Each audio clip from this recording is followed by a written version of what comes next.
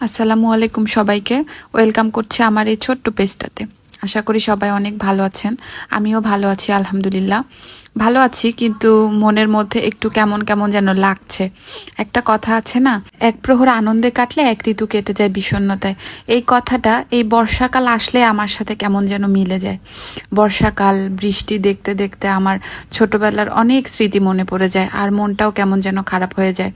বাড়ি থেকে এত দূরে থাকি, মনে চায় যে দৌড় দিয়ে ছুটে চলে যাই মায়ের কাছে। তো যাই হোক, মন খারাপ হোক আর যাই হোক, রান্না তো করতেই হবে, সংসার জীবন বলে কথা।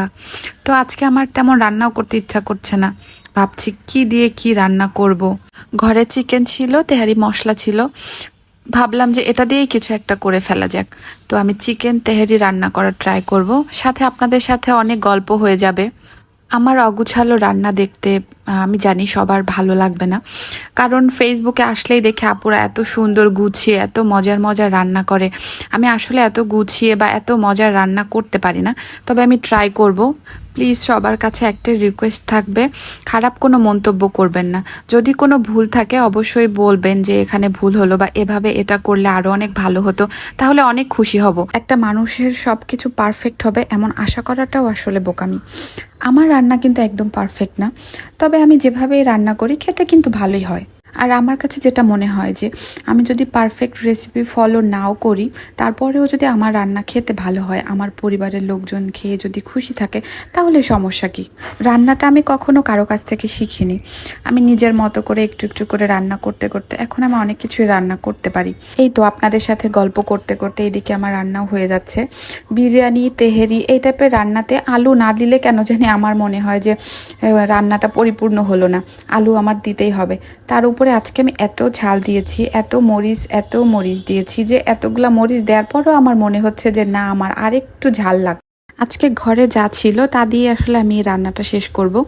যেদিন আমার আসলে অনেক খারাপ লাগে, রান্না করতে ইচ্ছা করে না, সেদিন আমি টুক করে এই সিম্পল বিরিয়ানিটা রান্না করে ফেলি। আমার সময়ও বেঁচে যায়, আমার কষ্টও কম হয়, আমার পরিবারের মানুষকেও আমি খুশি করতে পারি।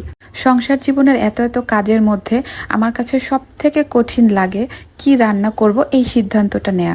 কালকে কি রান্না করব সেই সিদ্ধান্তটা নিতে গিয়ে আগের দিন রাতের অর্ধেক চলে যায় কি রান্না করব। যদি আবার ছোট বেবি থাকে তাহলে তো আরও প্রবলেম হয়ে পড়ে। কি রান্না করব একটা সিদ্ধান্ত নেয়া, আবার কিভাবে কখন রান্না করব এটাও একটা কঠিন ব্যাপার হয়ে যায়।